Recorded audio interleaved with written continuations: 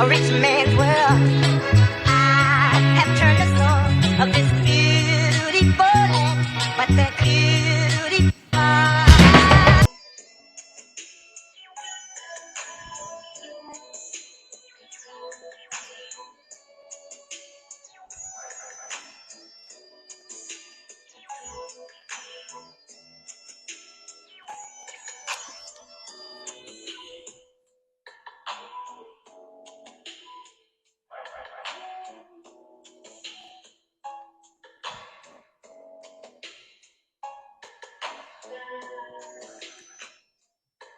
Yep.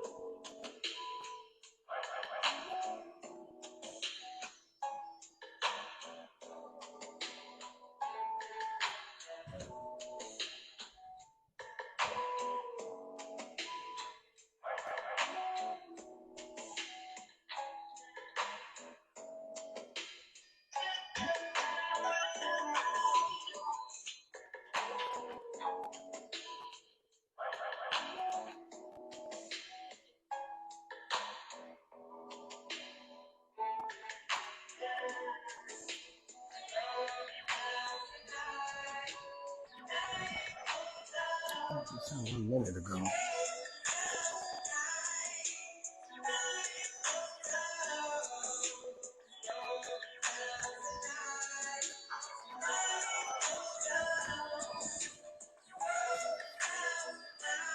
I'm not getting this right now. Oh, that's the old one.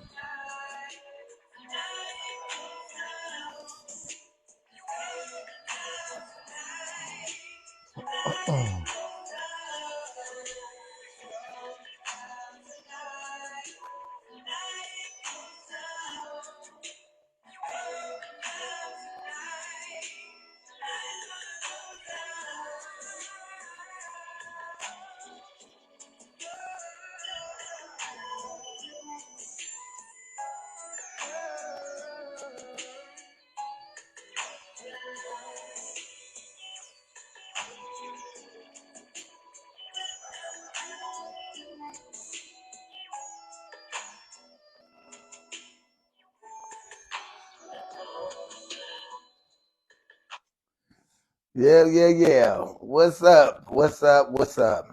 Welcome to our new place. um, um, I'm your host, Michael Phelps from the We Us and Our Community Group. We're in a new building.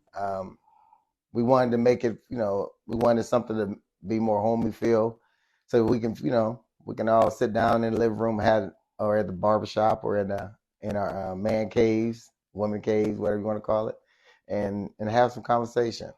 Like I said, I'm your host, Michael Phelps. We are from the We Us and Our Community Group, and we are a group that's on. It's about education, um, and we're about acknowledging the problems as well as fixing the broken processes. Um, like I said, I'm gonna let my king introduce himself, and then jump right into it. Yeah, I'm Michael Barnes, designer, business owner, and right now, um, credit. I'm a credit specialist as well right now. Okay. Today's topic is how does music influence our culture? What influences that it have on our culture? Um, but we want to try to talk about some current events first before we get into our major topic. I want to say thanks for everybody who's watching and who tunes in every week, just to kind of catch us. We appreciate y'all. We moving to YouTube. What is that? We moving to YouTube and all the other. YouTube is going to happen within the next few weeks. There's still a couple of kinks that we're working out, but each week another step, another step in the right direction is being made. So it's coming soon. Yes, and I want to thank the brother that's helping us from behind the scenes. Much love to you, brother. Love you, man. Okay, so I kind of want to talk about the Tyrese thing. What did you think about that, man?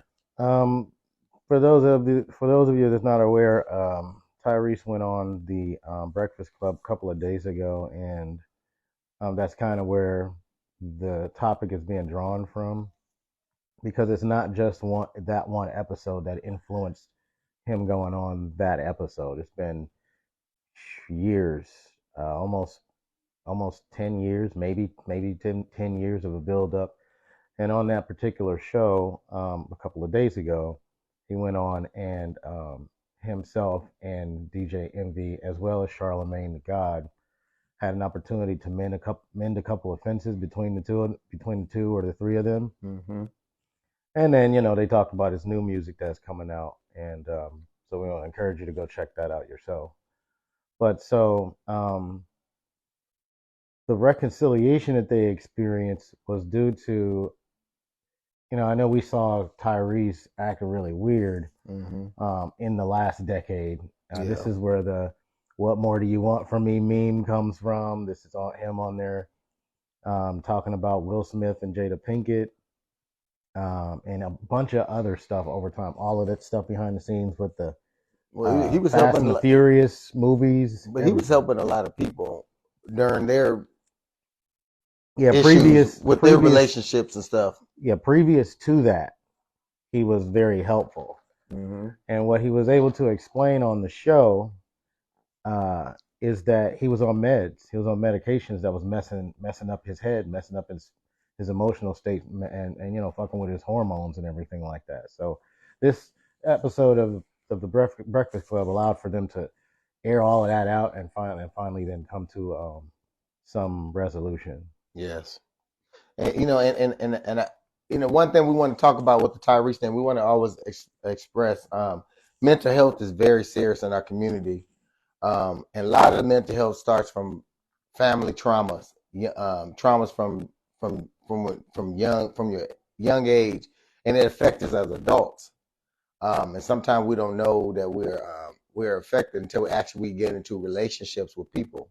And one of the things that I've seen with Tyrese, it was the relationship he thought he had with Envy, because he thought that they was friends, because he didn't know Envy from campaign. He said, but when he heard that Envy had an issue, his wife is about to leave him, and he said he God put it upon his heart to go try to help that brother as a brother. See, this is when you have to understand by wise counsel, wise people you have around you. people around you will benefit off your misery. And a lot of people don't want to see you successful. They don't want to see you happy because they're going through their own stuff. And they'd rather see you out there with them sinking instead of trying to help you. When Tyrese, and one of the things that I love about what Tyrese was explaining, because he was very serious on the show. If you paid attention to the whole thing, he was very serious and he was very emotional.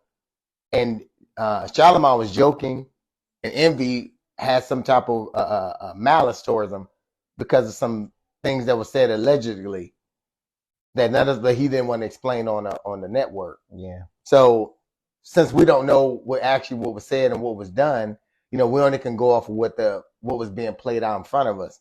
But like Tyree said, when he was going through it, and y'all heard that he was going through something, y'all knew it was something psychological. He said, "How come y'all didn't issue the same grace that I issued y'all?" And that was the part that touched me. And only one in the room that really understood it was the woman. Yeah, Jess Hilarious was there as well. She's I wouldn't even call her an intern. I would call her a guest host. Yeah, she's been consistent for a while, and she's a really good fit. Yes, she is. A lot of it, to your point, I understood where Tyrese was coming from, but at the same time, they did have a point in return. So if a friendship was developed prior to any incident, and then that incident comes in and hits and makes everybody kind of adjust, I don't think that Tyrese is completely justified in challenging them for not checking on him the way that he checked on them. For the DJ Envy situation, that was him and his wife situation. And as like you said, as a friend, he made phone calls. He did this, he did that to help them keep their marriage together. Now, Tyrese's situation was a totally different. There's meds and things like that involved in that, and a lot of what we don't understand sometimes is people do not know what to do with a psychological issue in a person. But Mike, I think I understand him. But I understand him stepping away from him. No, that part I understood. He said he didn't. That was not what he was griping about. He was griping about when he was going through his marital issues. They was laughing and joking about it on the show.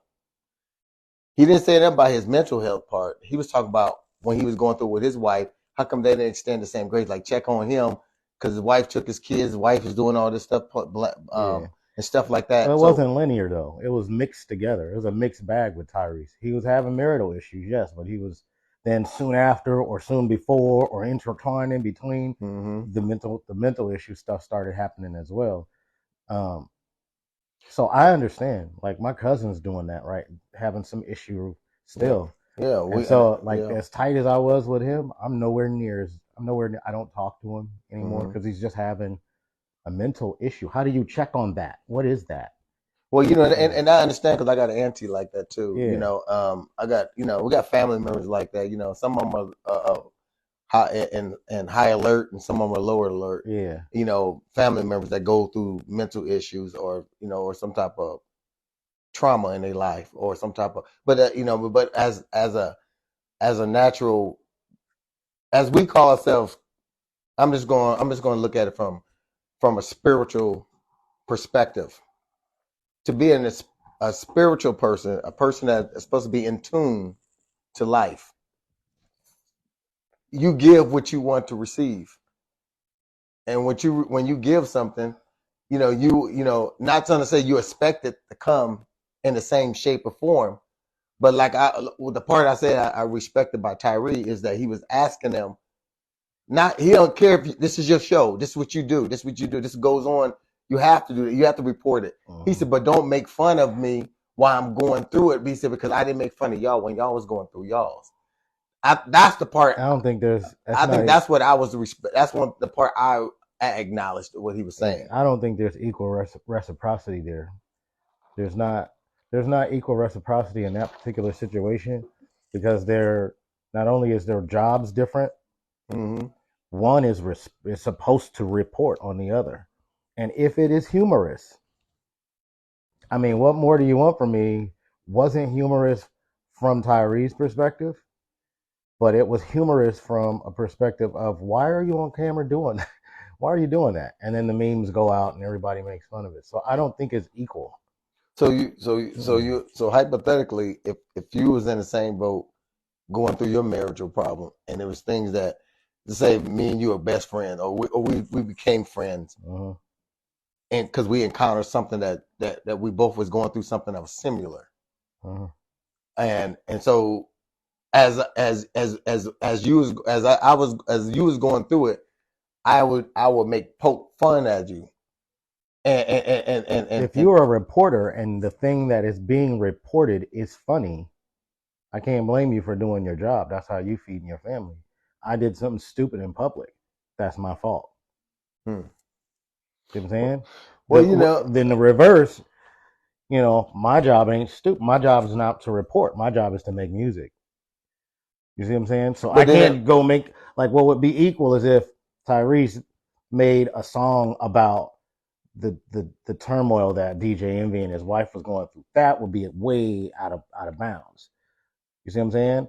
Or if say DJ Envy and his wife did a whole show on their platform and really made fun of him personally based on what they personally know about him. They wasn't doing that. They was reporting the news of the day. Yeah, but even the lady said, yeah, y'all was making fun of him. Y'all was laughing. It was. And she said, and she said, I didn't find it humorous when I seen what was going on, especially once I found out what you was going through.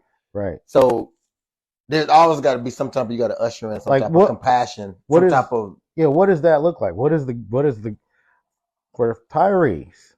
What is the grace? What does that look like? What do you mean show where's the same grace for me? From the perspective of the person that's reporting on the news that's in the headlines, what does that mean? Like, what does that look like? How do you show him grace on something that the general populace thinks is funny? Would you everybody, we're not supposed to laugh at this, but it's hilarious. Well, Brother Boss Vic said, what about discretion? Yeah, that's what I'm asking. What does grace look like? Well, grace means that you want, because it wasn't funny when the envy was going, when his wife didn't want to speak to him. She didn't want, like Tyree said, his wife, even Envy said, I couldn't say nothing to my wife. I couldn't say nothing. She didn't want to hear nothing I had to say, but she would listen to Tyree. Yeah. So that was that description that, he didn't go, he could have went on publicly and just laughed about it. So, well, he shouldn't have cheated. He shouldn't have, but he didn't. I'm not saying that everybody has a job to do. I thought they have the thing that said anybody, everybody, nobody, somebody, everybody. That's a real reality. Mm-hmm. Everybody has to do a job, but that nobody wants to do, but somebody has to do. But wouldn't it be more equal?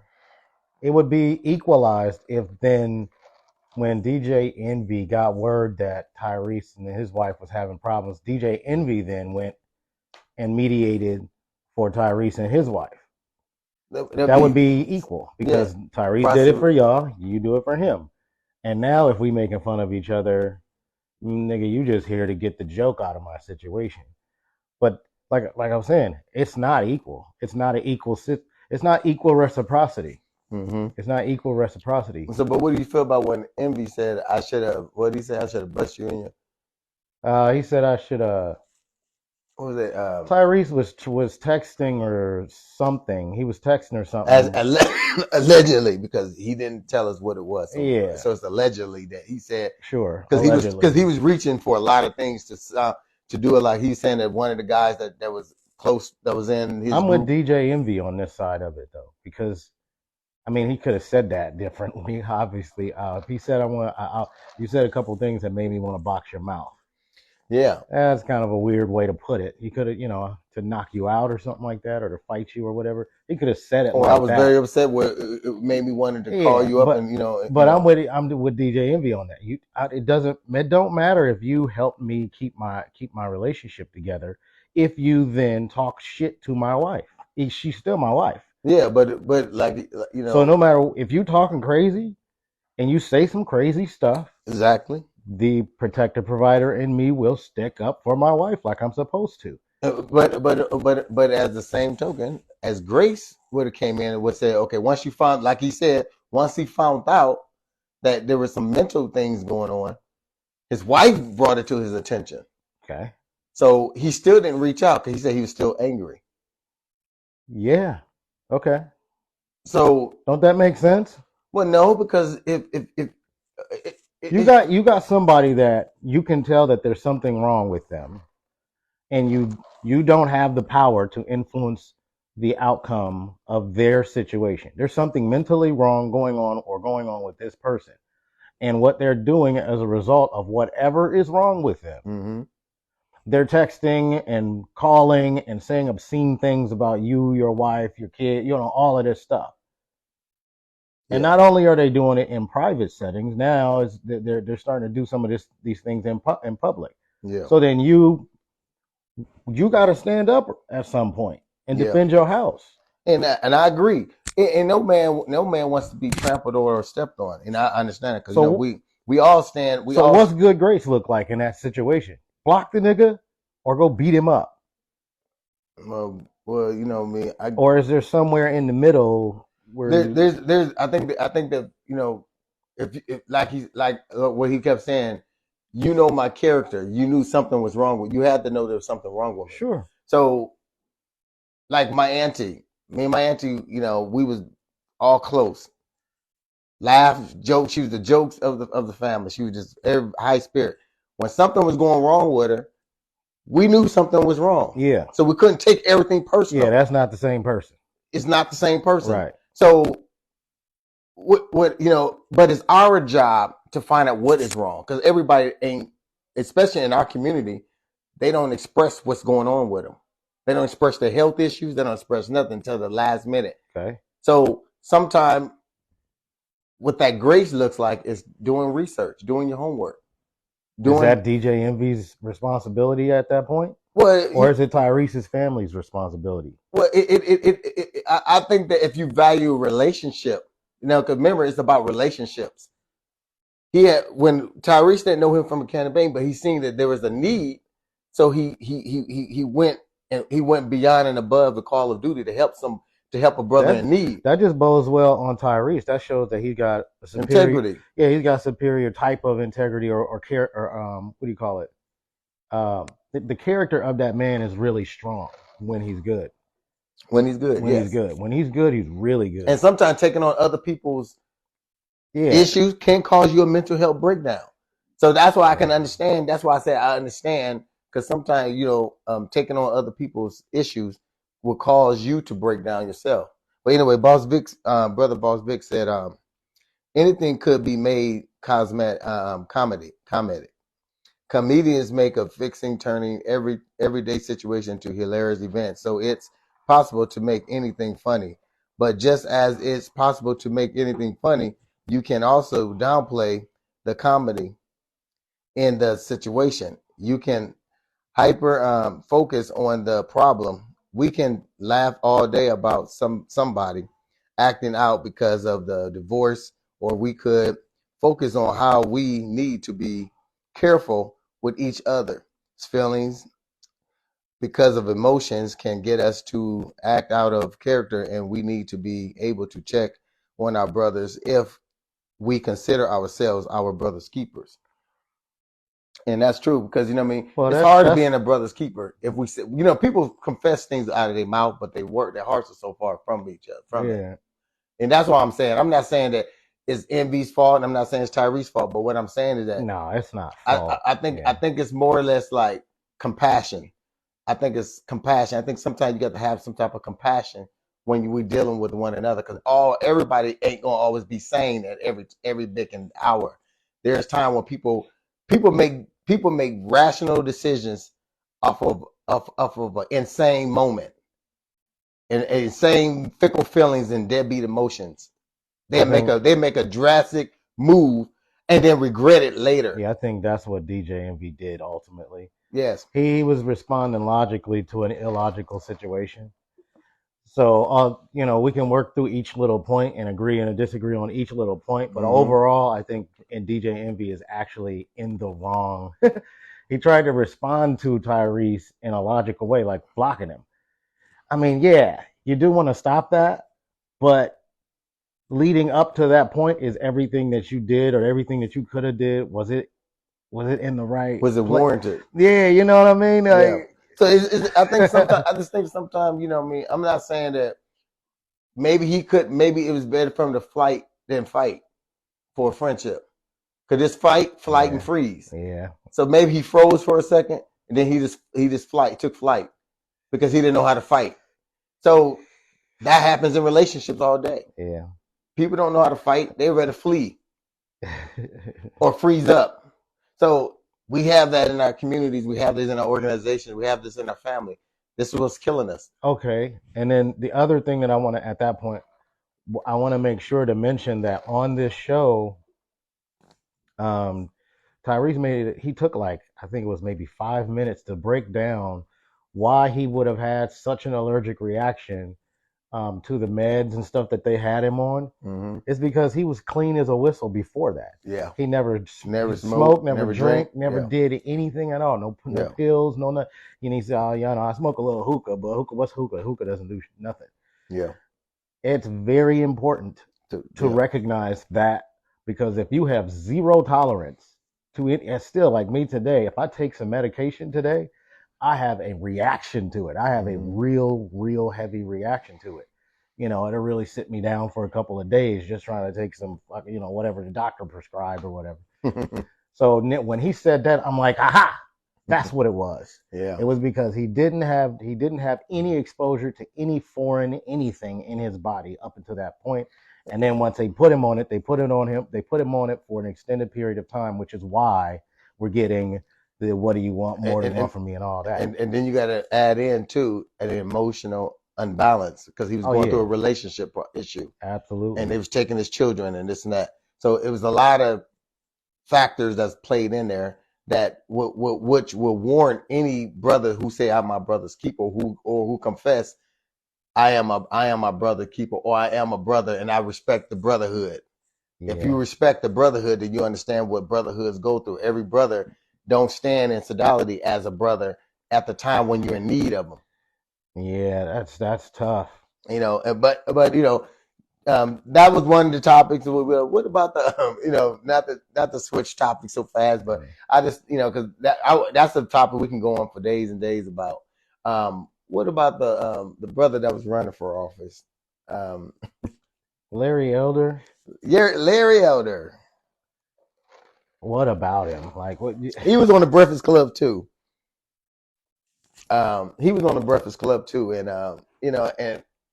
everybody was like, "Oh man, he ate Charlemagne and all of them up." I said, "No, he didn't. No, he didn't." I said he was talking. He was using PowerPoints on our historical factor. But when the lady kept asking him specific question, because he had said that there's two types of systematic racism, and so she said, who is in control of the systematic racism? He kept going way around the question. Yeah, you can see it. Yes, you can see the bullshit. He's been like that. Thank you, and that's what. And I'm like, brothers and sisters, man, we got to pay attention to it. See, these are the people you will elect in office, and then when they get in office, then you be mad because they didn't represent you. Right, yeah. You got to hold them to the fire. If he couldn't even answer that simple question because he was scared he was going to lose his credibility with them, that's the reason why he didn't answer the question. Right, he's one of them. For everybody that don't know, he's one of these personalities that's been at it for 20, 30 years. Mm-hmm. He's had a talk show, and he's like one of the.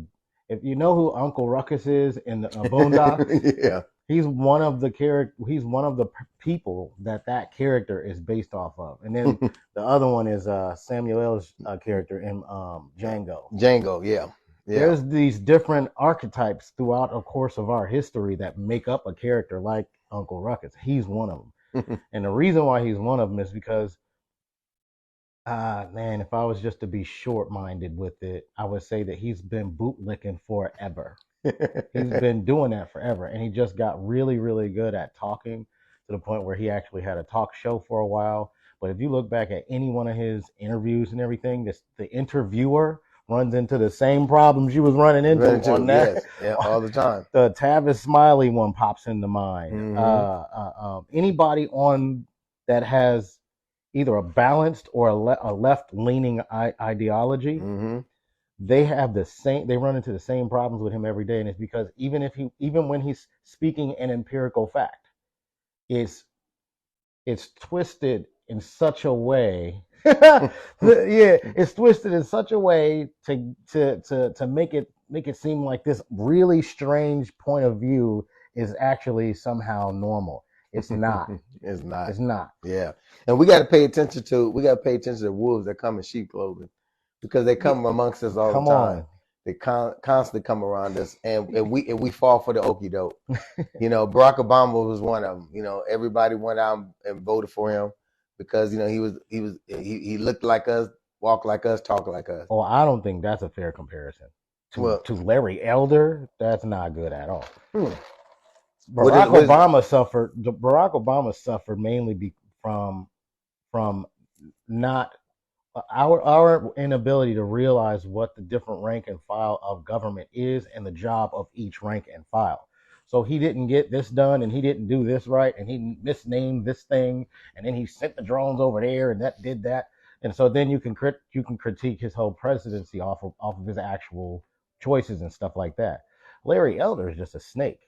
Well, he's just a snake. Well, let's go back to Brock. When Brock first got into office, the House and the Senate was all Democrat, and the first thing he pushed was the homosexual agenda and the women's fair pay agenda. Okay. Now, he pushed those real fast because he knew he had to get them out there real quick, and he pushed the Medicaid thing real fast. Obamacare. The Obamacare real fast. He got those things out there real fast. Well, Obamacare still didn't. But you could go ahead. But but we know that wasn't in our best interest. But it was still, he was able to get. It actually was. They got fucked with a lot along the way. Yeah. Well, because there's always, there's a lot of things. Yeah, that My Brother's Keeper initiative. Yeah, that was just poorly named. That's not what it was. It was named for something that it wasn't even organized to do. Yes, yeah, exactly. That was just. But we dealing with like I said, even before he got in, you got to remember the bootlicking thing, like you said, when he went to Reverend Wright's church, okay, for decades. Okay, that was who he was under. That was who he was under his teaching, under his influences. He was under his teaching. So when he ran for office, when Reverend Wright made that comment about the roosters were gonna come on the roost, and they took that out of context. He immediately went against his spiritual belief, his moral compass, and rejected him so he can be in office. That right there tells me a lot about a man's character, because if you stand on something, you can say, no, it does not.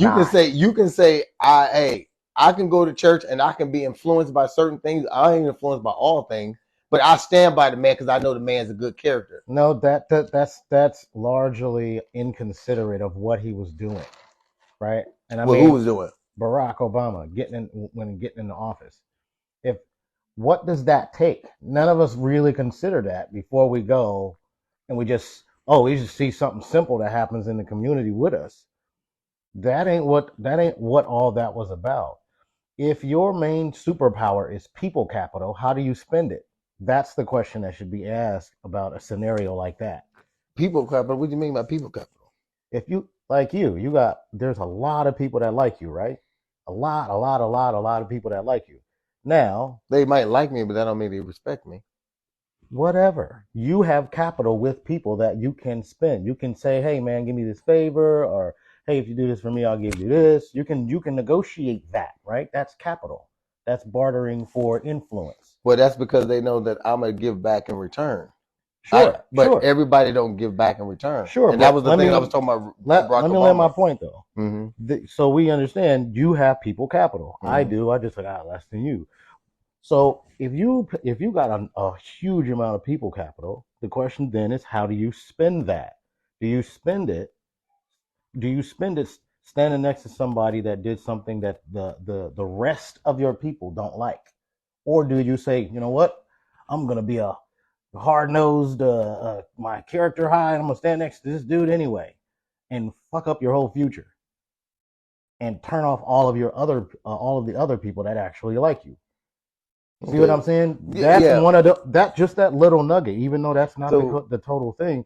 Just dropping that little nugget in there for consideration changes what you might think about what he had to do in that situation. So what did Reverend Wright do that was not that because he was a people capital, you know, a lot of people he had a lot of people in his congregation. Yeah, he's a pastor. Not just white, not just blacks. He had a multifaceted of cultures in there. Right. Okay. So we in Omaha, Nebraska, right? Is the culture here in Omaha, Nebraska the same exact culture that it is in Chicago? No. So you got to consider if you're trying to do something to gain influence over a large swath of people, in this case it was like 320 million people, the whole United States population, that is this one guy right here, do I have to publicly be doing things with him? No. So let me denounce the thing he said, and then, hey, Pass, I'll talk to you later. He had to denounce him, period. He had to denounce what he said, whatever. But that didn't kill the relationship with his pastor that he's he never had no relationship after that. No, I don't think that's true at all. No, go look it up. They had Reverend Wright came back, so that he saved the relationship, but he let him because he knew what he had to do, so he just he made a statement. So, but that's what he was supposed to do. Sorry for almost fucking up your shit. But a real person stands on what he believes. I mean, just because you can believe something, I mean it's gonna cause you to veer off from the truth. What was it about that particular scenario that causes you to think that he don't still believe what he believes? You gotta move in the public space a certain way. You can't just be silly. You can't just be hard nosed. But first you gotta ask yourself, what did he say that was incorrect? That warranted being distanced from? Yes. What was it? He said the chicken's gonna come home the roof. He was basically speaking the same language Malcolm X spoke. When he was talking about America did this, they do so much dirt to other countries. It's coming back on them. Oh well, I mean, I don't remember exactly. But you're right. You're right. What he was speaking to is what all of us thought that Barack Obama was going to do when he got into office, which was we all thought that he was going to do things specifically for the black community and fucking label it for the black community. Well, I knew he couldn't do that part. I'm talking about now. The reality is, I understood. I knew he couldn't do it because he's the president for the people of America. Yeah. So I understood that part, but when he had an opportunity to speak against Trevor Martin and all of them, first thing he said when they was rioting and all that stuff, he called them hoodlums and thugs. Now he used his choice of words was very impactful. Wait a minute, say that one more time. Remember when they was rioting and he was calling the rioters and black, when that was because when whites was doing it, he called them. When whites was doing it, they saying that they were just angry protesters. But when it came to the blacks doing it, when I was tired of being sick and tired, he called them hoodlums and thugs. I remember that too. And and then he tried to. I said, "Ooh, you fucked up on that." Then he came back and tried to highlight it up underneath there by saying, "Well, if I was a young black man. If I wore a hoodie, you can't say you. Sure, you can. You're playing politics. Sure, you can. That's what the job is.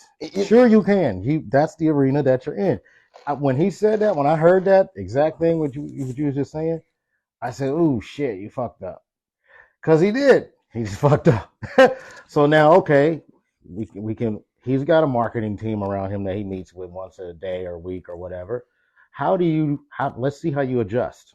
How do you adjust? And he adjusted by saying what the other part. Well, if I put a hoodie on and go walk through the hood, then I'm going to be considered a hoodlum too. Like, all right, cool rebound. Yeah, but the damage is done. The wounds are cut. Yeah, he messed up. But like I said, he messed up when he sent them drones over there to Sudan too. Yeah. That was he was out of bounds for that. That took lives, man. Yeah. So, you know, and you know, but he ain't no comparison for Larry Elder though. Larry Elder. you know, they kind of got some similar background. They, you know, both politics. They're both politics, and they're trying to appease the masses and those who are in control. Larry Elder's a schmuck and a snake. Well, and I'm happy he didn't go farther than he went. Get that guy out of here.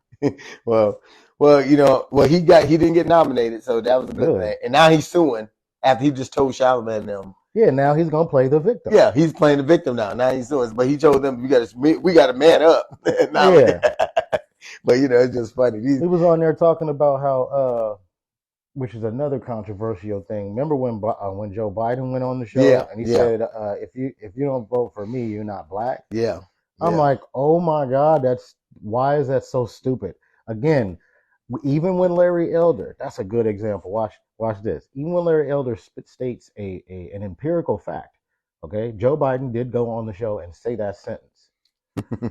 It's twisted in such a way to where if you have any kind of a common sense, no, not even just common sense. If you have any intelligence, when you listen to what Joe Biden said on that day, it was fucking crazy that he said it. Yeah. But what he meant was most of the people in particular areas who vote for me are black.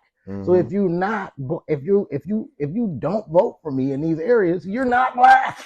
Well, basically, say you're a Democratic. You know, yeah, you're a Republican if you're not voting for me. You are not a black person if you haven't voted for me. And this is after people was already fucking voting for it. So I'm like, oh my God. Well, it was a stupid ass statement, but that's the reasoning. It's not an excuse. It's just my brother Sheik, you know, Evan L. He said Larry Elder is nothing but a true overseer. He don't even try to hide it. right, big bro. But you know, it's funny, you know, and a lot of them don't even try to hide it. Yeah, he's a schmuck. He's a talk show host who keeps getting on platforms because people keep giving him the platform. And when they don't give him the platform, like in this case, what does he do? He acts just like a schmuck. Well, I just don't want to sue him. Well, the reason why I'm bringing him up because I want us to make sure that because people who don't pay attention to news and they get on and finally watch him, he's very convincing because he talk about our history. He's very intelligent about our history. Yeah, he'll use that to get in office just to dog you out. Yeah, I'm just putting a bug in your ear so you'll pay attention. So when you hear that guy's name, pay attention to what he's saying. Pay attention to what he's doing versus what he's saying. Yeah, because he is not doing what he's saying. He's talking about. You got to really listen with a critical ear, like literary lingo in terms of debate. Debate is a whole field of study, and literary stuff is a whole field of study. If you don't know to look for, say, a red herring or an ad hominem attack or any one of these other terms that's in the literary field of expertise, and you'll miss it, and you'll be like, "Oh yeah, he makes a lot of sense." Yes. He's very good. Yes, he is. But you know, now to get to our main topic. Our main topic is how do the music? Oh, how does rap music influence? How do music influence our culture? You know, I was sticking with rap because rap has eliminated all the other rock and roll don't even exist anymore. So rap became the culture that's baited attached to everybody now. Rock and roll didn't even attach to all of us. You know, there ain't no other culture that really attached to everybody like rap has. So rap has attached to everybody. It's an octopus that's got many tentacles and it's touching everybody. So we have to pay attention to the type of raps that we're listening to or the type of music we listen to. Because I was even thinking about today, I said, music has always caused us some type of harm. And if we went back and really thought about the old school music, we said, oh, that old school music was the good music. You know, we was making a lot of babies on them old school music. Yeah, we made a lot of babies, but guess what? A lot of them babies was made, and a lot of mothers was left without a father, and a lot of them babies were left without parents. They made babies. That was a good thing because it didn't teach us how to get in the bedroom, lay down, and have sex, but it didn't teach us how to stay together. Now we did hear about all the music that was talking about how when you messed up in a relationship, you heard a lot of men crying in them songs, and a lot of women crying about men that broke their heart. But you never heard about how to keep a structure together. We didn't hear a lot of those musics. We just heard about the after fact, or during the process of trying to court or trying to get what you want. Then once you got what you want, you're in between the sheets. But guess what happened after you get out of in between the sheets? There's a baby there, and there's a woman you don't like after a while. But you was in between the sheets, and then you became popular as then you became a Rolling Stone. There where you laid your hat, there was your home. Oh my God. But I'm just saying, I'm just talking about music. I'm just going off of music, period. But today's music is totally just got us out of, this got us in up in an uproar. It taught us how to disrespect our women. Taught us how to not care about family. It taught us how to follow people who don't have the right intentions for you. It's teaching you how to cheat. It's teaching you how to have a commitment, not to stay consistent, and it also teaching you how to communicate what you're feeling. It's just teaching you just to act off of pure emotion. That's music today. So a lot of our murders and a lot of stuff is off of mere emotions.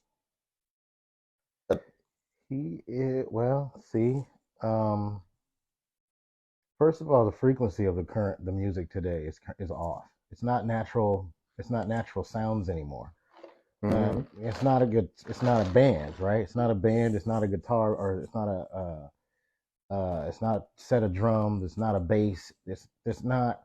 This is what Prince was talking about before he died. You know what I mean? The whole time, I'm a real artist. I'm not one of these guys. Yeah. Because he can play every instrument, and if he had his choice, he probably would be on stage playing every instrument himself. Right? So first of all, that's first. The frequency is low as hell. And literally, that bass note, that bass note. Can you pause that? Just keep that note, brother. Good. I always want to acknowledge our guest. Sharik Evans L said, actually, Joe Biden saying that if you don't vote for me, you're not black is a very true statement. That's exactly what he said. It's just he said it. He said, "Stupid." I had to open it up.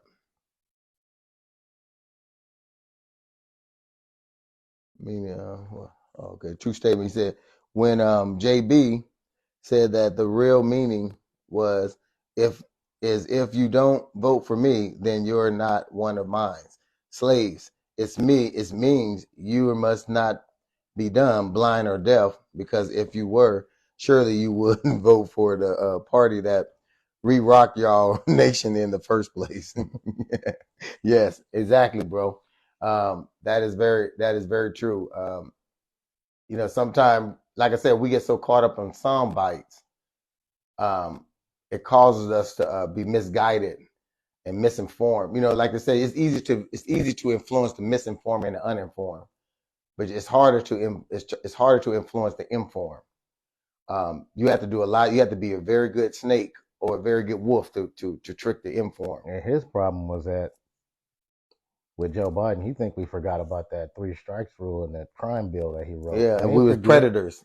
We didn't forget. And we forgot about what he called us predators. We didn't forget him, none of that. Mm-hmm. But now what was you saying, bro? I didn't mean to interrupt. I just want to acknowledge our guests, man. Because we got a lot of people chiming in. No, the bass note, that's a dead giveaway. That the frequency of the music that you're listening to that's not a natural sound. Right, you got to go to like a deep cave or something, and have some unusual things going on to hear that sound made in nature, and that's one of the problems that's toiling with the way that our mind is working, the way that we perceive the world. Mm-hmm. The other thing too is that goes along with that is the clap, the hi-hat, the words that we're using. That stuff is on such a low frequency that it's causing for us to think that it's enjoyable.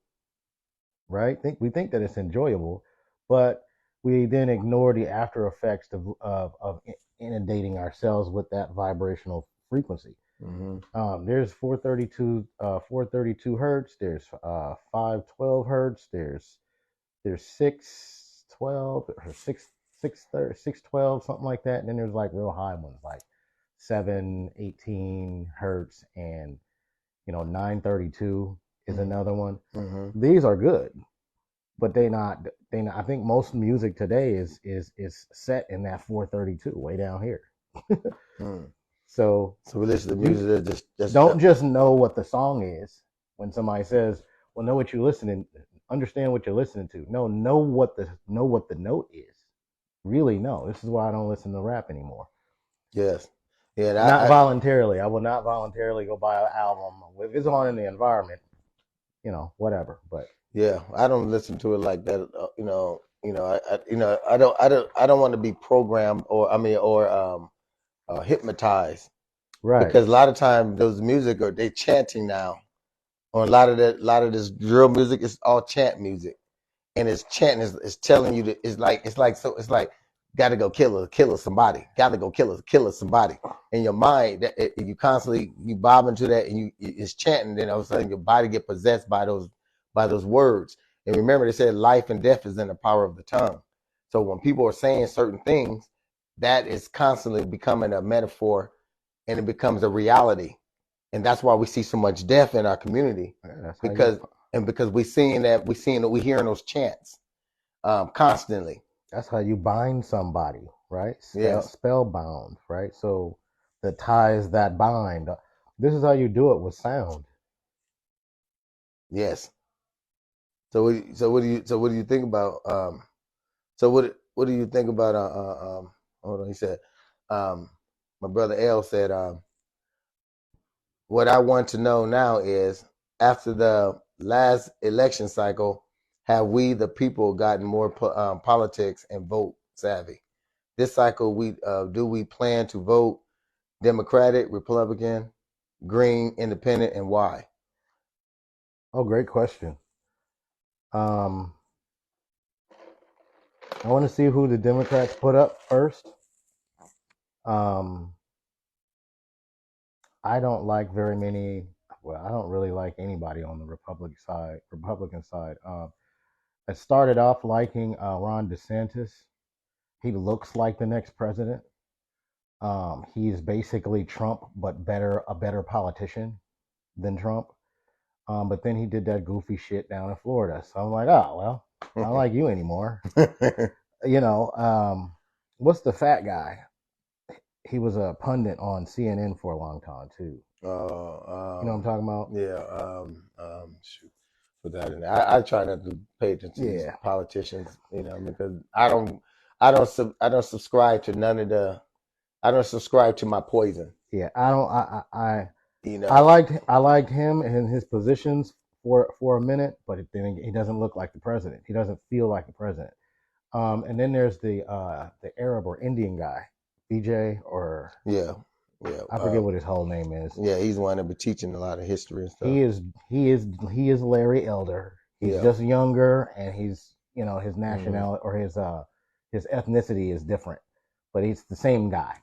Yeah, he's copy and paste. A lot of people that I was talking to about him called him a Facebook avatar, because he's just cookie cutter as a motherfucker. He's just saying whatever needs to be said for more people to like him on the right. Yeah. I need to see a business owner who did the work to build his company himself. Right? He's been in every he wore all the hats. He's been in every position of each one of the people that now work for him himself. That's what I'm looking for from the right. I don't know what's going on from the left, but from the last cycle, I liked, and you can tell why, because I just gave that archetype. I liked Andrew Yang, and I liked. Just remember what brother asked. He asked the question. He asked a specific question. Yeah, we don't want to get away from the specific question he asked. He said, this cycle, do we plan to vote Democratic, Republican, Green, or Independent, and why? That's what I'm giving the answer to. On the Republican side, that's who I like or don't like because of those reasons. On the Democratic side, we haven't seen them yet. Really, there ain't really that many people that's exciting out there yet. Mm-hmm. So from last time, I liked Andrew Yang, and I forget what the Tulsi Gabbard. I liked her from last time. Well, Now I don't know. So I'm saying I don't know who I'm voting for. I don't know what side I'm gonna vote on, but I'm a business owner. So I think for my question to answer, my brother, I want to say, um, when you ask to vote, when we say vote, they say there's three types of votes. I mean, there's two votes. There's you vote or you don't vote. Even not voting is voting. yeah, Um, pretty much. but when you ask the question, should we vote? Yeah. I believe if there's a candidate that's worthy. I don't believe in voting for something that that doesn't set well in the policies that I believe because everything all laws and stuff is governed by events. So whatever the event is that's going on in our communities, and within our lives and within the circumstances, and they don't fit those agendas, they don't fit that narrative. Then how should I vote? Should I vote just because I have to vote, or because someone says they died and made me gave me a reason to vote? Now, when you died and gave me a reason to vote, that was the reason to vote for something that was able to change, to create the change. That's just like if I go out in the community and I want to change something in the community, and I know that what I'm doing is repetitiously, everybody's doing it, and it's not creating a change. Why would I want to keep doing it? No, just pick a different candidate. You pick or you create a different system. Sure. So I would say to my brother's point of view, it's time to create a different system because we already got men and women who's been in office, senators, House representatives, congressmen sitting in office over 50, 60 years. Now we want to talk about voting and talk about the reality. First, let's talk about what we need to do to get those people out of those seats and get them out of the office. Because if the president got 2 terms, they should not have more than 1 or 2 terms. Some of that is okay. So if they have a longer tenure, term after term after term after term, some of that is justified. Some of that is justifiable. There is no justifiable for a person to sit in office for 50 something years and then and the company corporation got them in their back pockets. That's not true. Yes it is. In the instance of like say name. In the instance of like the judicial arm, the Supreme Court, that's justified to have a judge sit in their term for longer, because you don't want the laws and shit like that radically changing very often. That's fucking retarded. That'd be stupid. So it's justified to leave some of the positions as longer terms. But what I'm also saying though is that doesn't mean that they should be lifers.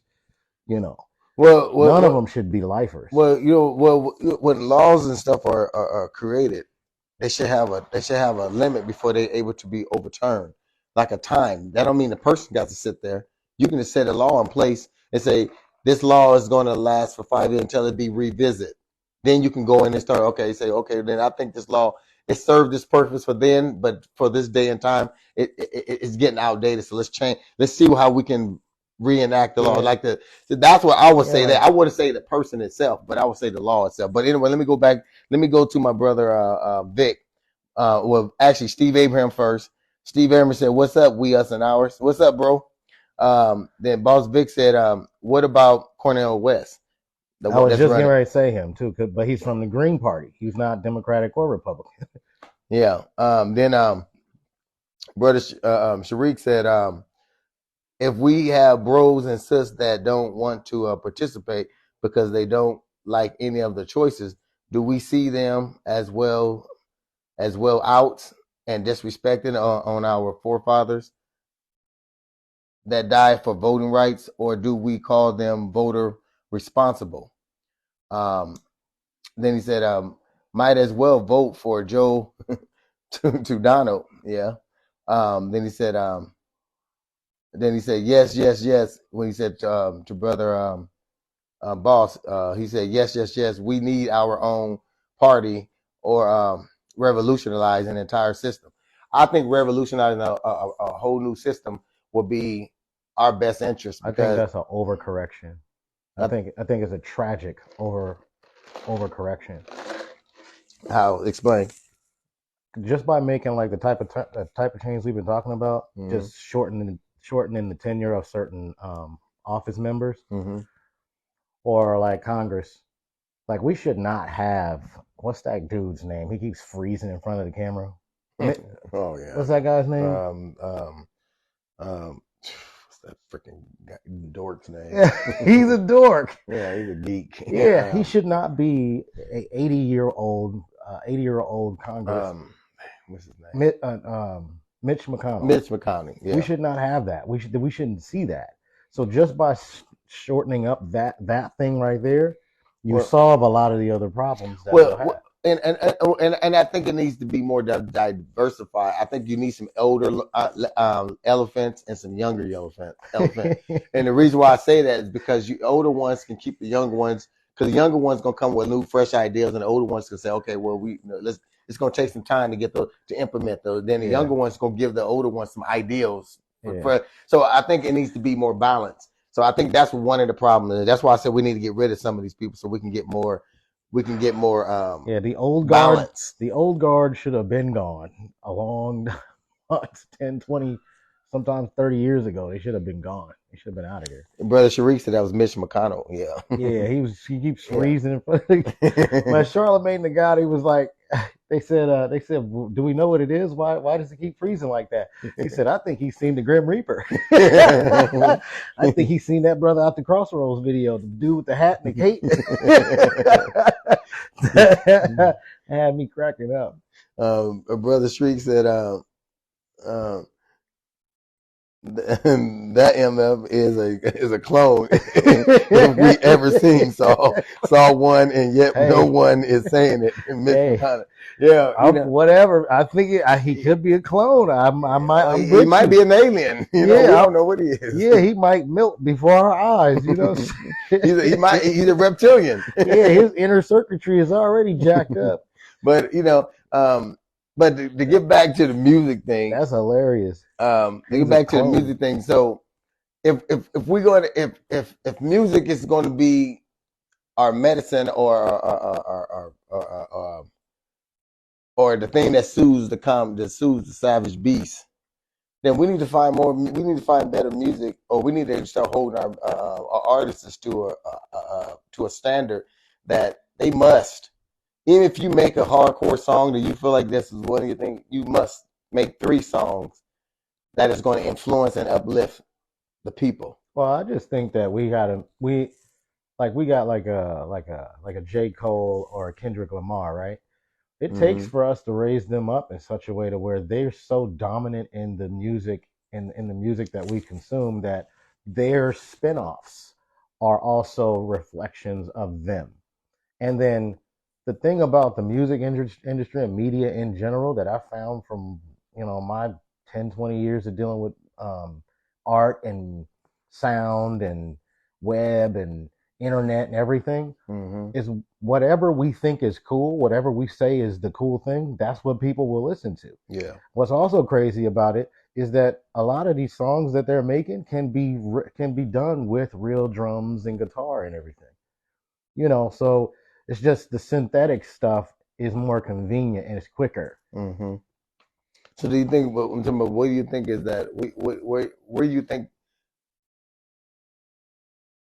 do you think music is leading us? Because you got the Pied Piper. We got the Pied Piper that led the rats to their destruction. So as music is our Pied Piper, is it leading us to our destruction? Or is it leading us to redemption? No, it's something in the middle. The self-preservation is paramount. So we get sick of seeing our own get killed or die or get fucked over or whatever, what have you. So we're going to. I think we're already on that path. I think we're already on that path where we're slowly but surely rejecting the negative sounds that come through our speakers. And, brother Shameek said he went back to the he Mick McConnell he said definitely he's not here with us. Then he says yes, J. Cole and Ken Lamar and today's Tupac. I feel we're missing that now. Yeah, we missing that revolution. We missing that upbeat of standing. We don't not have it. It's just not being pushed right in the front of everybody. We have plenty. We have plenty of those. It took J. Cole and Kendrick Lamar a minute to become as big as they are. Yeah. But they was, you remember, in their earlier part of their career, they was conscious rap. Yeah. Those was backpackers music, skateboarder. Lupe Fiasco. Mm-hmm. Don't you know he's teaching at colleges now how to rap and break the things down and everything? Yeah, he just created some app that'll help you rap. What? We need to raise that up and push it right in the forefront.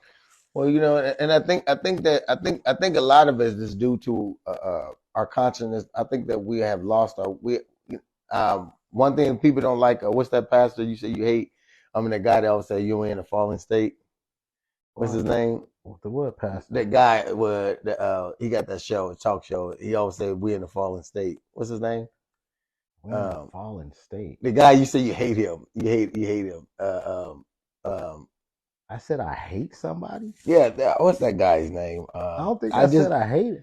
He got a talk show. He's an older guy, and he always said we in the fallen state. No. And he always going in on he's Uncle Tom. I mean, he's a Sambo guy. I don't know. Man, what's his name? It's on the tip of my tongue. Larry Elder's the only black dude that has a. No. This guy he got his talk show. No, this guy's not into politics. He's that guy. You always when I bring his name, you gonna be like, yeah, I can't stand that guy. Brother Sharik said, music is the soundtrack of our soul. If the music is trash and garbage, and we are attracted to it, then it speaks of the condition of our lives. Holocaust, yeah. Exactly. Rap music is rap and R&B is the music of an oppressed people. Yeah, that's music that you come up with when you've been miserable. But if you look at other cultures, other cultures have happy music, celebratory music. This is why in the rap game today they're starting to gravitate towards more African house type music. Mm-hmm. Because it's happy. And how do you get there? You get there because in the United States of America, we got so many luxuries that we're starting to do whatever is clever, whatever is quickest in order to get us a quick buck. But that luxury, the fact that we're living in privilege and luxury a lot of the times here in the United States, but we're perpetuating that we're living in some kind of struggle, is butting heads with the with the reality of the purpose for music. So if the purpose for music is to make you happy and give you inspiration and do this and do that, well, these guys over here and these girls over here that's just doing it to get a quick buck, that's butting up against each other. So that's what I mean. I think we've already begun to slowly reject the negative aspects of the music that we listen to in the United States. It's going to change, and maybe say 50 years from now, if all of us are still alive at that time period, we probably wouldn't recognize what we're doing today by what's happening in the future. So you think our music is going to change? Yeah, I mean, it changed from a hip to the hippie, to what it is now, So it'll change again. Oh, I don't hate that guy. I just think that he's an antagonist. What's his name? James something. What is his name? That's funny. Jesse Lee. Jesse Pearson. Lee.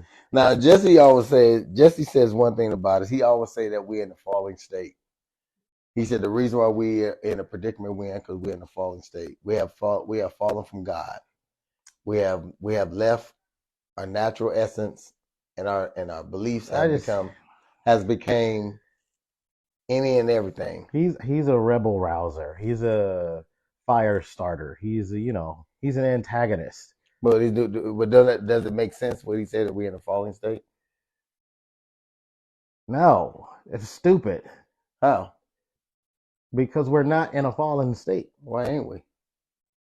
I just got done talking about how privileged we are to be in a country that allows us to move about. And That don't make us not be in a falling state. What does? You got work. Work is purpose. Or work. If we fell from the grace of God because we started to become idle, we started idolizing things that doesn't benefit us, that goes against the principles or go against any type of moral compass. The principles, just like we just talked about envy and them was how they was making one extended grace and the other ones decided they didn't want to because whatever. Now that's a falling state because as you give is what you want. It said to whom is much given is much required of them. So what you have required of from someone else, you have to give as much as well. So we have falling from our natural habitat of us being nurturers to one another. We forgot. We don't even know how to. We don't know how to. In our communities, you have you barely see us really knowing how to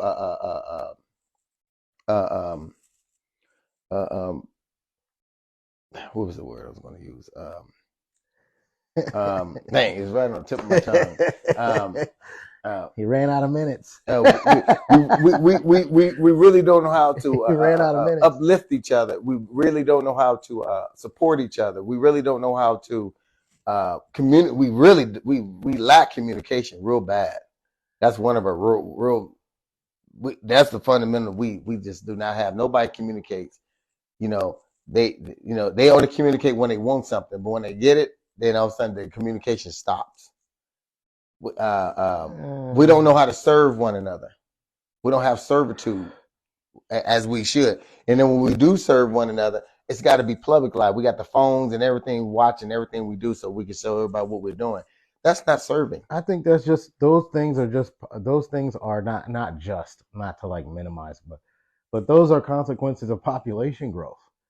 Right? I always go back to this point. In year 1900, there were only 10 million black people in the United States, right? Now we got 50 million of them. How do you feed that many people? How do you make that many people communicate with each other? How do you get that? How do you present that many people with purposeful work, lifelong purposeful work? The answer is you don't. Because you can't. Right? Mm-hmm. You can't, and in a confined space like the United States is, and all of its territories, Alaska and Puerto Rico, so on and so forth. You can't do it. The society has become so big and so integrated that when you get to controversial topics like this, you gotta kind of just let people think what the hell they want to think. And then they suffer the consequences, or they benefit the most from the way that they think about the life that they're living. We are not we're not oppressed. We're not what was the word you was using? We're not under any. We're making stupid choices as individuals, and then those individuals are being either coddled or supported to make further stupid decisions, which is giving us stupid results. And then we're coming in and we're going, hey, look at those stupid results. How do we fix those stupid results? Well, you put things like better, more positive music in front of people, and then you watch how that culture that listens to that better, more positive music, how they thrive, and then you replicate that, you duplicate that. You're not going to escape the balance between, better, best, and worst. That's just gonna be what it is. Brother Sharik said, we're not no fallen state. That's a dumbass thing to say. Brother Sharik said, be beautiful, measure about music being the good times that we come up with during our bad times. If we are made in the image, then call us by our name, Erica Baidu, on and on. That's where their depopulation, I mean, demonstration consumes in. So what we're dealing with as we dealing with. So that's where depopulation comes in. I didn't really hear. You said that's where their depopulation demonstration consumes in. We're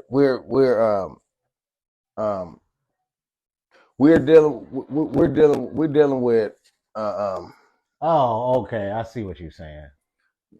yeah, but what we're dealing with they're I'm not saying music is bad, but I'm just saying we have to watch what because we don't fast enough when it comes to certain things. Like there's certain things we have to fast from.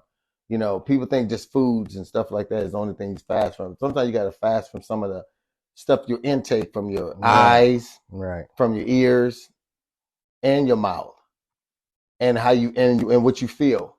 So there's a lot of fasting that goes in all different factors that we need to be focusing on, that we need to take some type of time away from, so we can actually start to heal within processes, because we got a lot of processes that we got to heal from. If we don't fast properly and we don't know what we're fasting from, just like I heard, like we hear guys talking about we just stop eating meats. Okay, yeah, we can stop eating flesh, but are we gonna stop eating meats? So what meats are you? When you say meats, you got to talk about the meats. You got to let us know what meats you're talking about. We're talking about spiritual meats. We're talking about meats that consume, meats that causes a chain reaction, like hatred, bitterness, blasphemy, junk food. Those are things that kill us constantly. If you bitter at somebody, you hate somebody all the time, you talking about somebody all the time. Yeah. You those are things that don't leave the body. They don't go out the bowels and come into the toilet. Those things sits inside of you. You sleep on that, and then you wake up every day with that on your conscience. So you want to talk about meats? Let's talk about real meat. It's bring all the meats to the table. I did a whole thing on junk food, spiritual, mental, emotional, and physical junk food. And I, where you calling it meat, I called it junk food. Yeah, it's just easier for people to understand that if you eat too much junk food, your teeth is gonna rot. And if you what do you think is gonna happen if you get too many bad ideas in your mind? Mm-hmm. What happens if you got too many bad ideas in your heart, bad feelings in your heart? And the thing is like, and the same thing about working out. You can't work out on the external, but ain't working out on the internal. I keep trying to drink this, but the ice is getting in the way. That's what's happening. Oh, and what I'm saying is you can't work out. Everything can't be physical on the outside appearance. You got to work on the internal. You got to work out on the inside. There's a lot of things that you're neglecting on the inside. You out here trying to look good and walk around muscular, but inside you're a total wreck. You full of chaos. You full of malice. You full of envy. You full of jealousy. You full of pride. You full of things like that kills us every day. And then we go around and confess out of our mouth that we love one another when we got so much hatred, so much envy, and so much all that stuff that's in there. And it always seems to come out when somebody strike you wrong. Because if you really worked out, you'll know when somebody strike you wrong, you know how to still have compassion. You still know how to deal with them. You still know how to love them accordingly to your spiritual essence. What do you think about like our public schools, right? Like, what do you think about having like an emotional competence class in school somewhere, like maybe junior high, between junior high and high school, you start understanding the idiosyncrasies of like the difference between being between not liking something, being angry, and then being infuriated. There's differences in between those two. What do you think? Do you think we should have something like that? Well, brother Sharik said it. Yes, that's called intercourse. The same manner that you will not have sex with anyone, you cannot allow any Tom, Dick, and Hank to have intercourse conversation with you. Mess around and catch a mental STD, socially transmitted disease. Yeah. Yeah, exactly, bro. You know, and sometimes we do because we get around. We jump into bed with our slave master. And what I mean by slave master, it doesn't mean that the oppressor. We talking about people that don't have your best interests, um, and they ready to exploit you or extort you or jealous of what you have. People would persuade you to leave something good just because they don't have nothing good. We walk the blind is always constantly leading the blind, and it's like we always seem to linger around blind folks versus trying to hang out with people that's of light. We constantly do that because and it's in the fun. It's in the name of fun. I want to have fun. Well, fun comes with a lot of responsibilities too. Remember, having fun has a lot of responsibility. Listening to a lot of music and not know how to cipher through and shift through a lot of the stuff you're hearing and not allowing it to intervene in your spirit takes a lot of self-discipline, takes a lot of self-work, takes a lot of understanding. A lot of us don't have that understanding. A lot of us just move on a tempo and on a beat, right on the impulse, on straight impulse. And George Meyer said all the time, deadbeat emotions and fickle feelings. People live off of those deadbeat emotions and fickle feelings all the time. That's why we got the bad choice. That's why our kids are suffering today. We were just talking about every day I see that if everybody took the binoculars or the telescope and look at every community, you'll see them little microscopic diseases that the community has produced, and they all trying to fight for the same cause. We're gonna save the children. Every community, every grassroots organization, always going after the children. Yep. And guess what? We've been doing this for how many decades?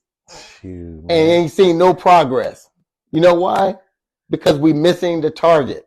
There's a big old target, has all these little rings in it, then they got the bullseye. You can't fix the kid. If every grassroots organization go get the kids for how many hours? How many hours can an organization go pick up a kid? How many hours can they have them? Well, school can have them for 8. A school can have them for 8. How much after the after school program you gonna be able to have a child? Oh, let me to have some impact on it. Yeah, that's like maybe 4. 4. Okay, yeah. So you say 4. Okay, so then the child has to go back into what? In an environment of the environment that it lives in. So it's gonna go back into a mother calling him out of his name. The mother's going out partying all the time. Father ain't home in the house. Drunken father. Father beating up on mother. Poverty. Yeah. All that child's going back into. And then that organization group only gets them maybe once or twice out the week, if that. So if we're going to target and fight for the community, we need to get these relationships back in hand. Get these mothers and fathers talking again. Man, it's not gonna. It's a terrible mismanagement of time. The child from zero. Well, it's because it's easy money. From zero to well, in Nebraska, 0 from 18, 0 to 19. Nebraska is 19. From 0 to 19, it's only like 19,000 hours. Yes, and parents don't even get that much time with their children today. Yeah, so it's only 19,000 hours from this to that. Okay, well, divide that time up, however you like. And then go, hey, we're gonna be an organization that we're gonna save the kids from what? How are you gonna? There's not that much time. Well, first you got to save them from the parents. yeah, and he targeted the wrong target anyway. That's just like what's the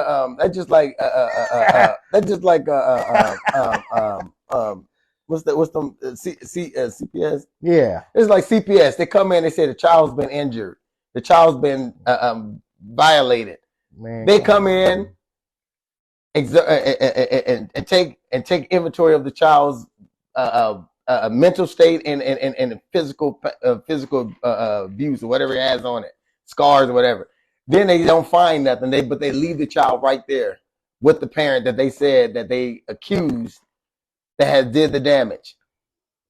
It's a rudimentary.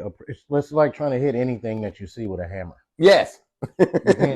You don't need a hammer for everything. You got to use different tools for different rules and to get different results, man. That's some nuts. Brother Sharik said, he said, battle of the mind, psychological chess. He said, boss talk. If you don't fix the house and put the neighbors back in the hood, then we are just pump faking. And we are. We can't save the children if we ain't saving the parents. Because there's a lot of parents that's really got some messed up ways. Yeah. And the children are influenced by what they see every day and the person they truly love. And the persons at the organization ain't usually holier than thou either. Exactly. So, they got messed up kids too. Yeah. So because they at work helping somebody else's kids. Well, hurting people. You know, and you got a lot of them just go out and do it because it's a check. I mean, look, it's a check. This is what I think. I think you pick your thing. Pick your poison, right? Pick your poison. In my case, just to give a real life example, I'm sitting right here. People can see me. I ended up focusing on the men. That's 18 and up. What if y'all want some money? Here's some good ways that I figured out how to do it the fastest. If we get along and the relationship is good, then you're gonna get some money real quick. And that gives them a tool to work with that they're gonna need anyway, right?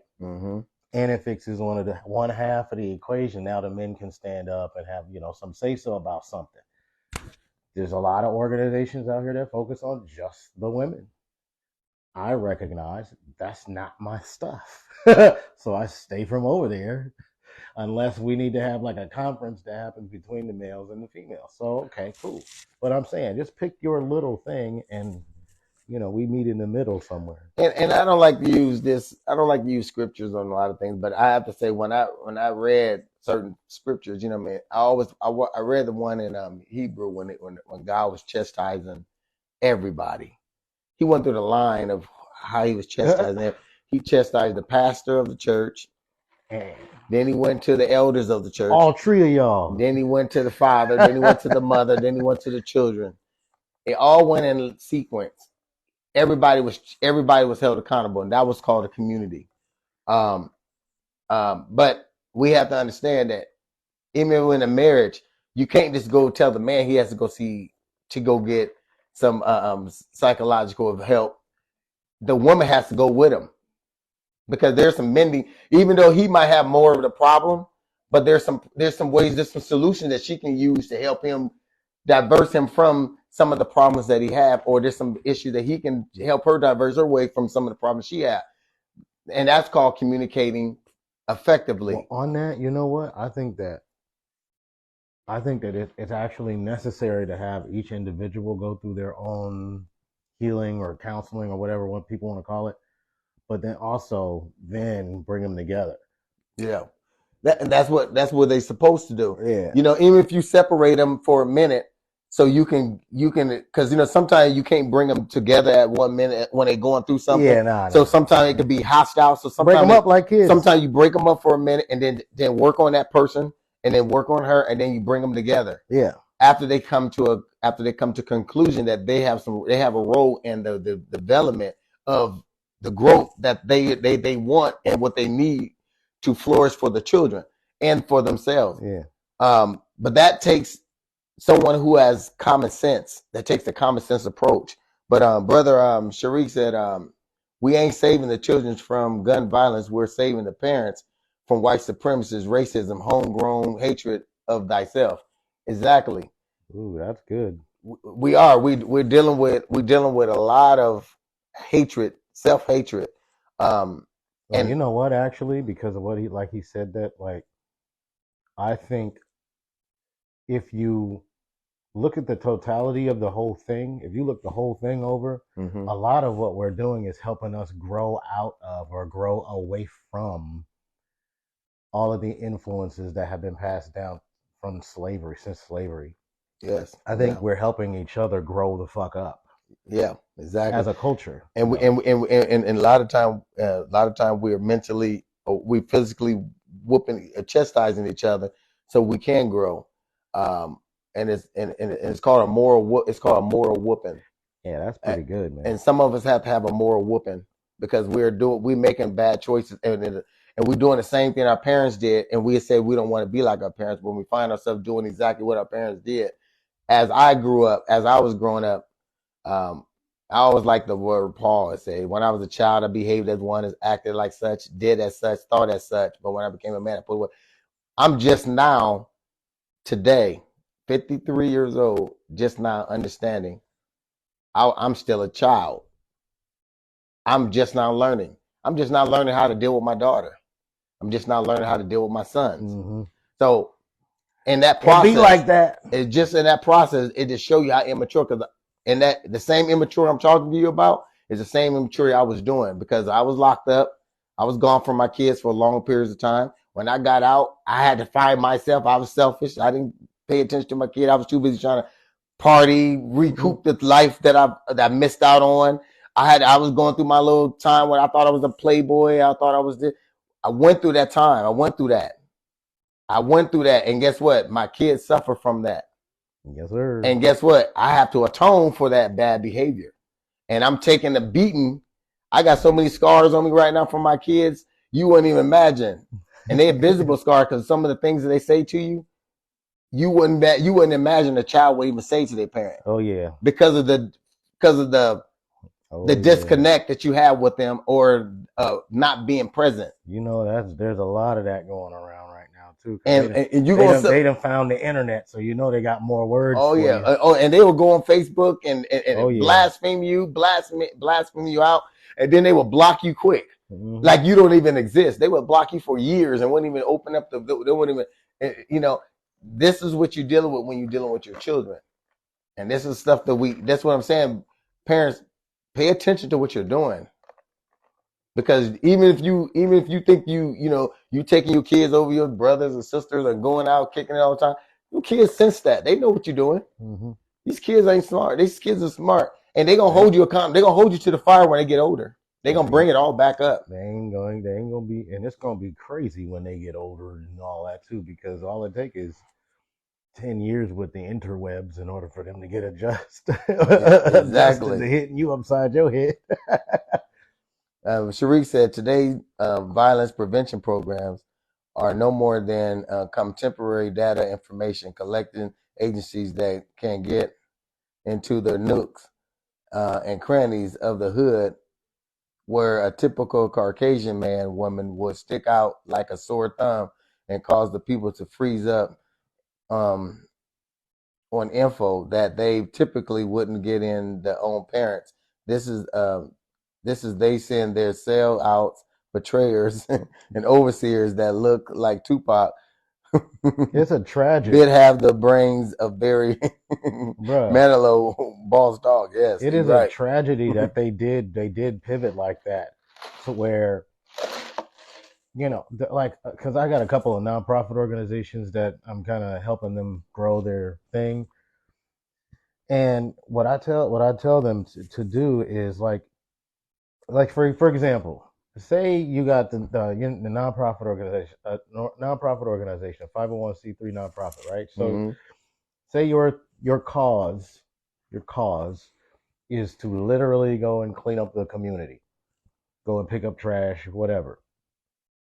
So what I tell them when I give them this example, I say, look, once the community is clean, close that 501c3 nonprofit, or change it, repurpose it to go and do another cause of something else. Or number 3, sell it.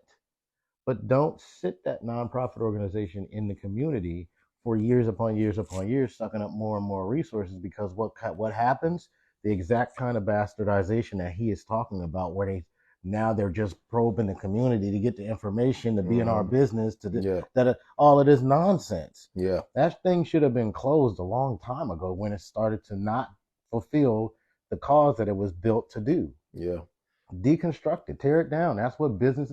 They live and they die. They live and they die. Yeah, everything has to be them out of the community. Everything has to be renovated. Some things has to be renovated. Yeah, So you know what I mean. That's wild. And brothers and sisters, when we dealing with our people, remember, we got to become fishermen and fisherwomen. We got to know how to fish. Fishing is not just taking a pole and throwing it in the water. Yeah. It comes with a lot of strategy. It comes with a lot of understanding. It comes with a lot of wisdom. Mm-hmm. You got to know what type of bait to use on a certain fish. Mm-hmm. You got to know what time of day and when to go catch a certain fish you want. Mm-hmm. You got to know what type of weather it is for you to catch a certain fish you desire. You got to know the wind veracity. You got to know the moon or the moon is set. All that goes into fishing. And the same thing with carpentry.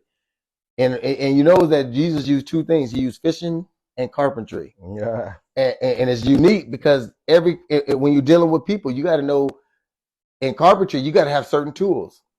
You cannot take a hammer when you need a blueprint. Man. You know what I mean? You can't take a hammer in a room when you need a blueprint to read over, to give you the logistics of what you need to build and how you're going to build it, what the footing is going to be, how far apart, what the length, what's the measurement, what's the weight, what's the pounds, and so you got to know all that when you go into dealing with people, and people are out of control. They are a leaning building that has a foundation that is cracked, and that either some of the foundations are sinking. Yeah, and so you have to know how to fix that and renovate that. And if you can't do it, you have to call in a professional. Yes, sir. And sometimes people have a lot of mold in their life. Oh, they have a lot of mold in their life because they got bad family history. And guess what? And without being treated, it's going to spread. Every day you realize that you're sick and you don't even know why you're sick. Yeah. You know what mold does to you? Black mold does to you? You can smell it and you don't even know nothing about it. You find yourself having respiratory problems. All that asbestos up in you.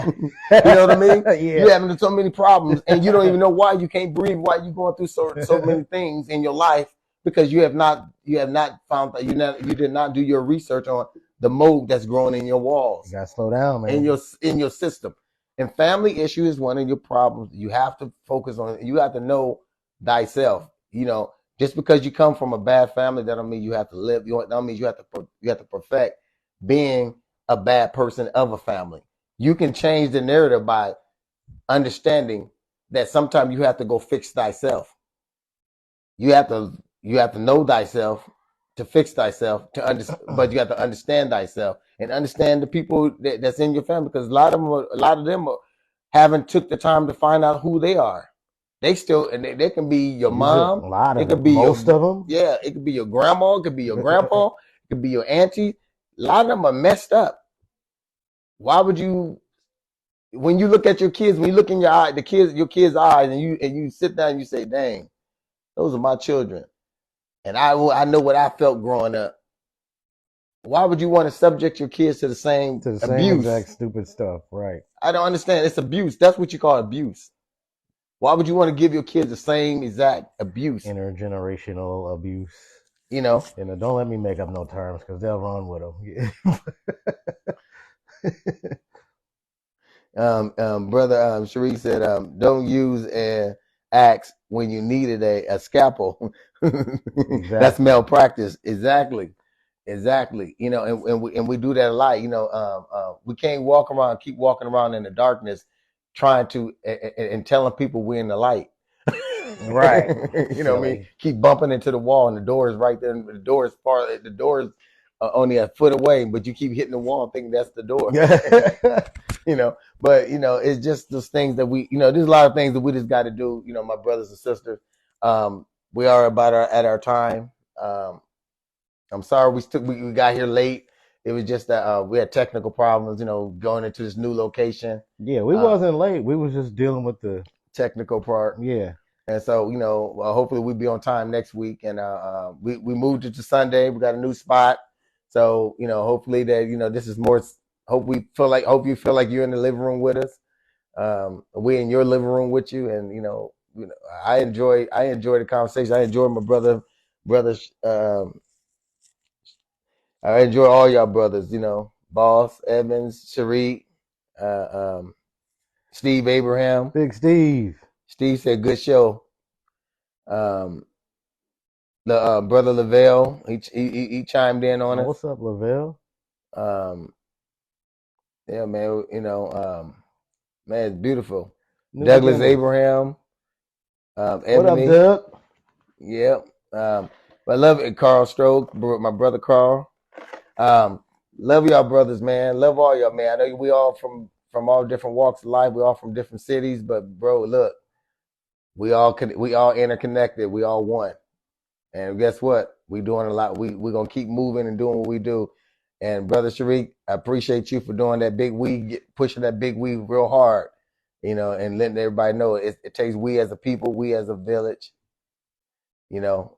So let's keep pushing together. Sherman Wells, we appreciate my brother Sherman Wells too. Um, let me see what Sherman Wells said. Oh, I thought he said something. But anyway, you want to give your final thoughts, my brother? Yeah. So, um,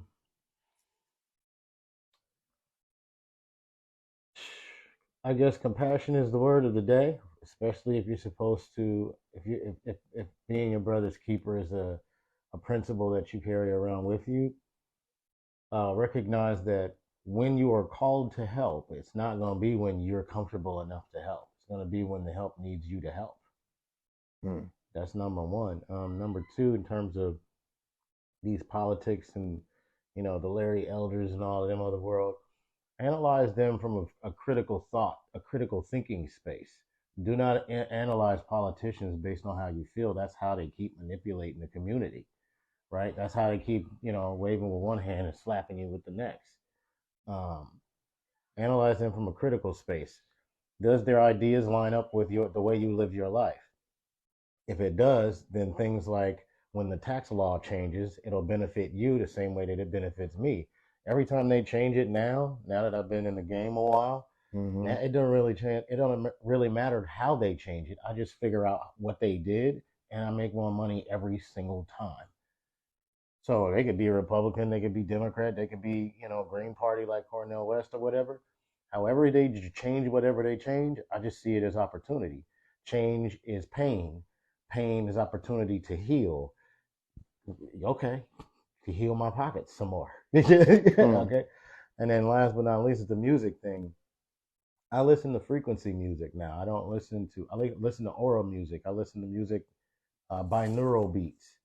I don't really voluntarily go and buy like a rap album or an R&B album anymore. Even though that's my heritage and I love that music, the way that they're making it today is just poisonous.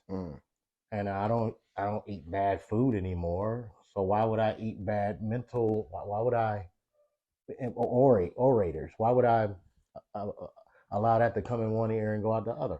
Why would I do that? It's my body. You see what I'm saying? It's my sphere of influence. This is how I'm making decisions that now that I'm this age is now starting to affect whole other households.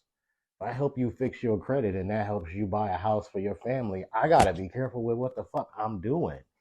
You know what I'm saying? Mm-hmm. I need to make sure that I'm not putting a whole bunch of junk in my mind so that I'm not leading you down a path of destruction. Yeah. So there's my word. Yeah, and I did, brother Sharik. He said, "I love it. We, us, and ours community will be back." He said, "Obedience is better than sacrifice." Exactly, civil obedience. They were saying a lot of us got to learn to be civilized when we're dealing with one another. Sometimes I see a lot of barbaric mentality. Next time, not so much ice. I was struggling. I see a lot of barbaric. I see a lot of barbaric interaction with one another when we come to dealing with us as a whole, we as a community, uh, um, and we as a people, um, and to deal with our situations. Um, but if my brother said, let me read his last comment for him. He said, "What we have now is our present lives and disruption, and when disruption comes, we need to come back to it with a different skill set. Intellectual warriors, revolution. Yes, exactly. We don't. That's one thing we don't have. We don't have peace. We don't have peacemakers. We're amongst peace. Um, we need more peacemakers among peace, because I hear a lot of people yelling peace, but they don't have peace within them because they're fighting a war within themselves. And love, life, and loyalty means a lot to me, because to love something, you're willing to give your life. But I'm always looking for loyalty amongst our brothers and sisters, But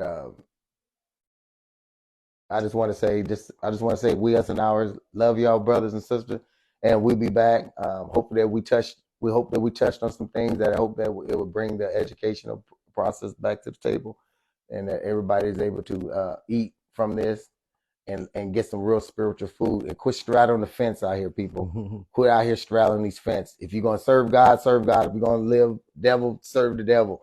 Quit straddling them, because you can't win. You can't do both. You got to pick it. You got to pick one. Be hot, be cold, but do not be lukewarm. Exactly. He said, "Okay, I'm going. After this, war is a servant of peace. It is. Yes, sir. And war is actually needed sometimes. To chaos, out of chaos comes order. Much. A rich man's world